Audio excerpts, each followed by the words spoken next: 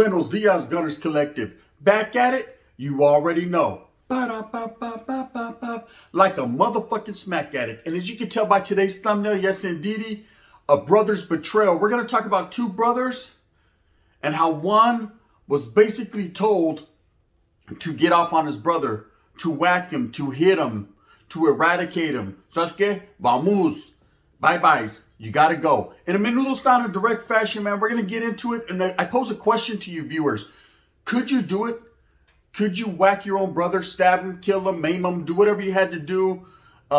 If the crime deemed necessary within the gang's eyes or within the faction that you were from's eyes? I can't call it like an alcoholic, man, but at the same time, it's a question that I pose, man. Leave a like, a comment, and talk about it. Anyways, let's get into the story. So, on that thumbnail are two brothers. One a little bit older than the other one, maybe about 10 years older, but they found themselves both incarcerated. You know, growing up, they had a fairly good childhood, man. You know, it wasn't too much different from any other Chicano, other than one of them was older, the other one being younger. He got babied a little bit more than the other one. You know, the other one came up when his father was also doing time incarcerated. So his father wasn't really in his life. So it was basically the mother and her 7 children that she had. And he had to participate and help. So let's get your ass up. I need your help, right? Him being the older sibling, he had to help his mother. You know, he had to help his mother watch kids. He had to help his mother. So here's a food stamp. Go to the store and give me a pack of cigarettes. Here's a note, right? He had to go do all that. Your typical Chicano household, your typical Chicano life, but a little bit rough because he didn't have that male role model, that male figure in his house to tell him, Chile, shut the fuck up. And in that fashion. So, he got out there in them streets. You know, he got out there in them streets. Of course, he got affiliated with gangs. He started gang banging. He was from the barrio. Growing up in the barrio, man, it was a given. It was like kind of like, so you ain't got no choice in the matter. This is what, son, get over here, right? Straight, did him like Mortal Kombat and brought him over there. But he was involved. He was involved viciously, man. And he started to move up in the ranks of the barrio. You know, he started to be known. His name was well respected. And he was a very educated individual. He was a very quiet individual that sat back, soaked up game, and they utilized that to the benefit of himself and to the people that were around him, you know, for his familia, for his homeboys. So he was a righteous individual in what he was doing. Now, of course, when it comes to gangs, man, you're going to look at it and say, well, how righteous is it to be a gang member? Well, you know, within that gang organization, within that gang life, man, if you're doing what you're supposed to do and you're adhering to the rules and regulations set forth in your hood, you're righteous than a motherfucker, right? So he was doing his thing. Anyway, so now comes along the little baboso brother, the younger brother, okay? And he's born, you know, dad's out, you know, in the meantime, in between time. And what's the funny thing is that the mom waited. She was a soldado. She was a soldier for her husband. She just took care of her children. She raised them the best way she can, you know, impoverished living in the barrio, man. It wasn't the best she could do, but she's held strong for her old man, who was actually a high-ranking member, a high-ranking norteño at this time. You know, I'm not going to say he was part of an organization. I'm just going to say he was a high-ranking norteño at the time. So she stood strong for him. You know, she stood strong for him and was always there when he got out. ¿Sabes qué? Menudo was made. Bang, bang. He's winning. But they end up having another child. And along comes the little brother. Okay, and the little brother comes along. And, you know, everybody's happy in the familia. It's a new addition. You know, he's several years apart from his older brother. So his older brother's already out there wiggling. He's already out there gangbanging. He's already been a juvenile hall a couple times. ¿Sabes qué? The wind was blowing and he went that way. And the brother starts to grow up. You know, ain't too much difference. Of course, he's the baby of the family, so he's going to get babied a little bit more. That's normal. The mom sees the route that the older brother's taking, and she doesn't want her younger son to go the same direction. She already knows. So hey, oh boy, she got Bob over here. Now she has Richie, right? Richie, you only give that about me. Orderly, Bob is tripping, right? You kicked me out. You think I could ever repay you? This is my house, right? I want to claim my daughter. It's tax season. This is Bob, okay? And this is Richie. So now she has her Richie. She could dote on him and whatever. But of course, just like any other neighborhood, any other barrio, the pull, the gravitation to go to the hood and to hang out with the homeboys, because that's all you see, it's a hard one to dispel. It's a hard one to get away from. And of course, the youngster, when he gets about 10, 11, 12 years old, beep, beep, boop, boop, boop. You already know where he's at. He's out there like, cause I got 2 lovers and I ain't ashamed. He's out there bumping Mary Wells with all the other older homeboys. Now, At this time, his brother's incarcerated. His brother's doing his first bid in CYA. So his brother's out the way. And that's where I get this story from, because I actually did time in California Youth Authority with one of these guys, the older brother. And he laced me this whole story up. And I thought that for no other reason, one day, when the day comes, when the wind is blowing that way, right, I should put the story out there. And so that's that day. So anyways, the little brother comes up in the hood and he starts to make a name for himself as well.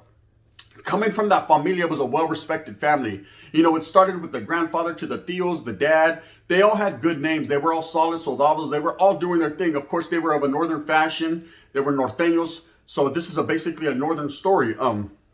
But everybody was doing it according to the game.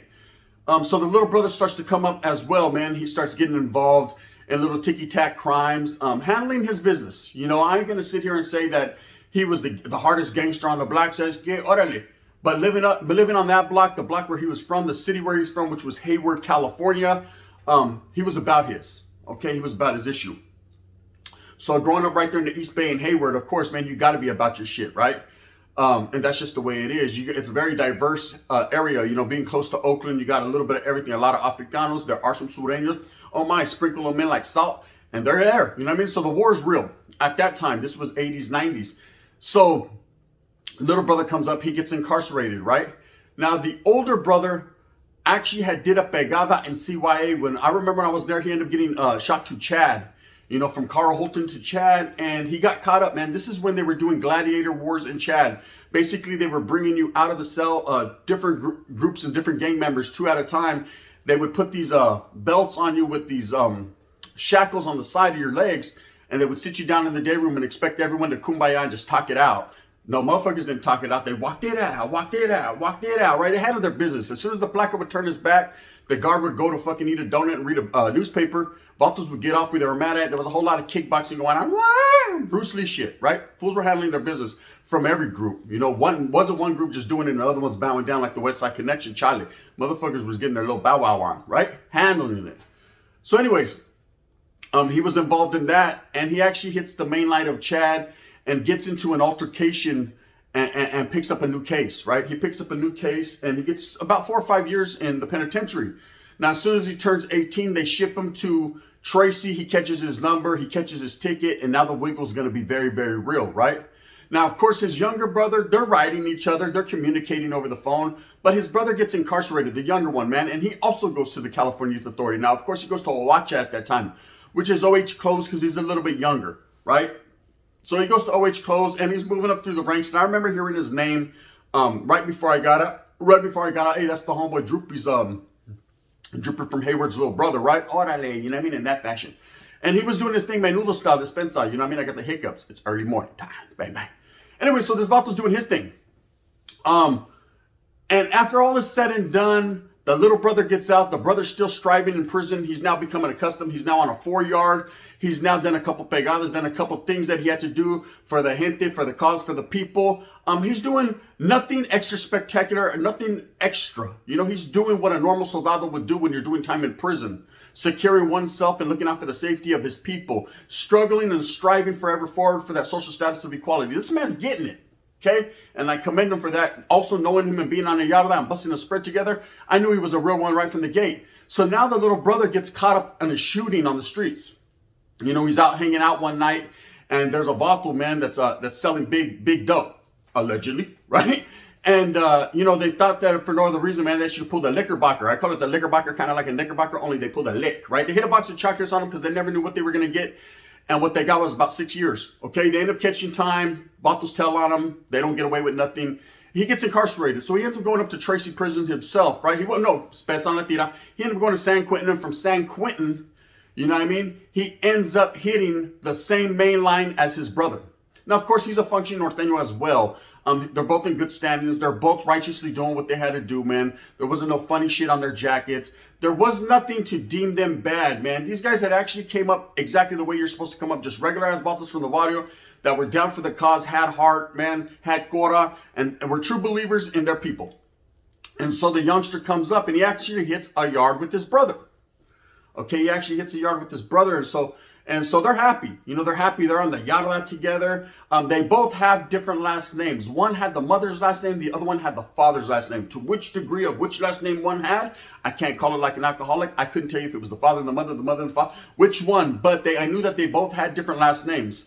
Looked similar, yet different. Now, they're both on the yarda together. And of course, they're getting at the homeboy. They're trying to sell up. Of course, you want to be sold up with your camaradas, your homeboys. But if you could be sold up with your canalito, your little brother, or your older brother, man, that's even shit. That's the cherry on top. Because you know that at night when you sleep, man, you're secured. That's your brother. He's going to look out for you one time for your mentality. I mean, you can't go wrong with that one, right? Can no? But that wasn't to have happened.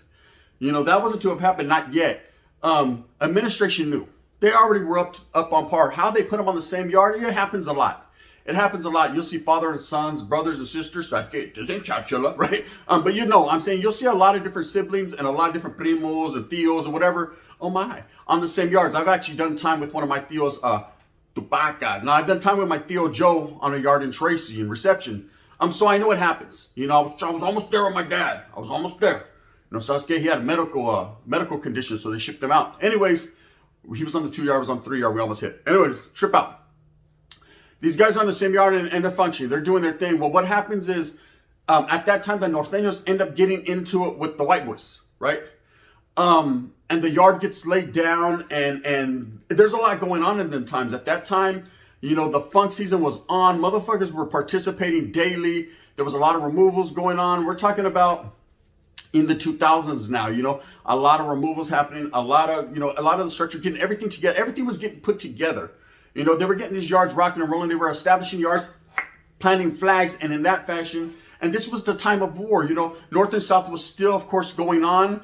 But it was more so you get off where you're mad at with whoever you're fucking with on that yard. And in this particular yard where they were at, they were getting into it with the gawas, the white boys, the skinheads, and the woods. And so everyone's participating. And of course, the first couple melees, man, both these brothers are able to participate and handle their business. And then, of course, they go do a little shoe term or they do a little oil term, get kicked out the oil, you know what I mean? And they're back at it like some smack addicts, right? They're out there handling it on the yard. Now, what happens is there's kind of a big melee that happens in the chow hall or on the way to the chow hall. And the younger brother did not participate. He was coming out of the building. It kicked off. Witnesses say, allegedly, the wind's blowing, yeah, I'll tell it, that he actually reversed it. Is it worth it? Let me work it. He reversed it and actually went back into the building. So, I forgot my spoon. Hey, but they gave you one over there. No, but it's special. It's diamond encrusted and I like it, right? He forgot his spoon or whatever his story was. I'll let him tell it. But he did the reverse. Went back through the sally port, was trying to get back in the building. Like, okay, I need to go back in. Everyone knows once you're on movement, you must be moving and grooving, right? That's how it is on a 3 and a 4 yard period. In the California Department of Corrections, man, there is no selling back in, man, until it's time to go back in. So he tried one of those moves and he was seen by other norteños, other gente, other raza on the building, in the building on the yarda when this kicked off that he did a fucking Chicano U-turn, right? Only we don't want to claim that one, so Chicano stand back. But he did a U-turn and he did a big old chistoso right there on 4 Black and he went back in the building. Now, his brother was actually hit. He was actually, they scraped him, right? He got a little scraping. This is the older brother. In the midst of battle, in the midst of war, anything could happen. He actually gets scraped, he gets hit. And the little brother was over there like, I love you, but I need my diamond encrusted spoon, right? So people see this, and of course, immediately a junta is called. People, huilas are flying. Everybody wants to know where was his antennas when his brother was over there getting booked, right? So his brother ends up going to the infirmary, goes to the hospital.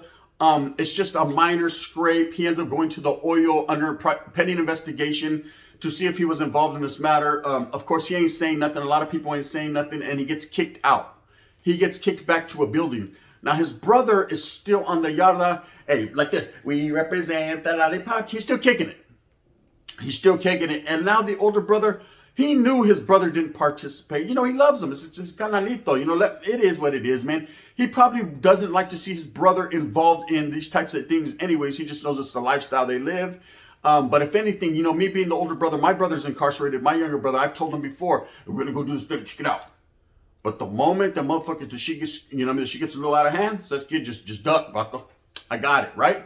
So I understand where the older brother was coming from. Some would be like, not try to go. You know what I mean? Human shield. Whatever. Everybody's different, man. I know when it came to me and my brother doing anything, allegedly, I was always down to ride it out, man. I was always down to do what I had to do for us, man, because I couldn't even fathom my little brother locked up. Sasuke, now he's been locked up 20 plus years. Game over. Flip, right? But look, so the brother gets out of the hoyo. He gets back on his building, man. He's talking to a few homeboys, the celly, and the celly's like, yeah, bro, you know, homies want to get at you. You know what I mean? You're going to be getting the wheelie, man, and I know there's been some discussion, some talk, man. He might have to go. You know what I mean? He might have to go, but, you know, I'm trying to save him. I know he's your canalito. I know how you feel. But at the same time, man. And so he gets a wheelie. Yes, indeed. He wrote graffiti. He got the wheelie. And, of course, man, I can't tell you the specifics. I wasn't the fly on the wall. I wasn't the cockroach on his bed. I can't tell you exactly what that wheelie said. But I know that, according to another homeboy that was on that yard, that man that gave me the second half of the story, it's something to the effect of the Vato needs to go, right? Basically, he's got to go. See you later. Bon voyage. Hit the Titanic. Let it sink. He's gone, yet you're going to be the one to remove him with weaponry, right? Now, I'm not going to blame that on the Norteño cause. I'm not going to blame that on the raza and the cause itself. That's part of the game. When you don't participate in a melee, regardless if it's your brother, it could fucking be the president. It doesn't matter. If you don't join in the reindeer games and you don't, you know, when something cracks off and you're not involved, bro, you're like, nah, hey, I forgot my sopa. Nah, that's uncalled for. There's no justifying that. There's no ifs, ands, and buts. You should have fucking got off. You should have helped your people. You should have helped. Hey, especially Norteños, we're up shit creek with only one paddle. Like, we got to share it. You know what I mean? We ain't got shit. There's the soldados, the manpower is very minimal. We need every person we can get at that time. I say we like I'm part of something. So I get bang, bang, right? But you know what I'm saying? At that point in time, so for him to do, that's kind of like abandoning ship. That's kind of like one of the worst things you could do. You know, besides fucking doing the shit that fucking, that weirdo did to Cain Velasquez's son. It's, you know, you understand where I'm coming from? It's just not adhered to, man. It's looked down upon in gang lifestyle. Anyway, so the wheeler comes along and of course the brother's conflicted. He's conflicted. You know, his celly says, damn, he's talking to him. He's like, fuck, bro. You know what I mean? I got to do this to my own brother. So I ain't puppet from American Me. Don't look at me. See the clip I put? Don't look at me, right? He's not into that. He's like, Charlie, bro. But at the end of the day, he comes to the realization that the cause, his whole life, everything that it's entailed, his true beliefs, what he's been striving for, all the sweat, the blood, the tears, the oil time, the sopas, the cheese with the fucking little cut up summer sausage, all that has culminated into this one point where he has to choose blood or agua, right? Now, necessarily, his agua wasn't just as thin as water, right? It was a belief. And when you have a belief and you're down for a cause and you have true purpose and meaning and you're a true believer, well, let me tell you, man, that overrides a lot. Okay, I've been in that situation where the norte, the sur, the perros, oh my, right, means more than your own familia. It means more to you than yourself, right? You sacrifice yourself. You put yourself on the altar with the knife to sacrifice for your people because you're a true believer. And there ain't nothing wrong with that and being a real one, okay? Don't let me dispel you, man, and discourage you and say, oh, you know what I mean, if you're a real one, you're bad. No, okay, you're a real one.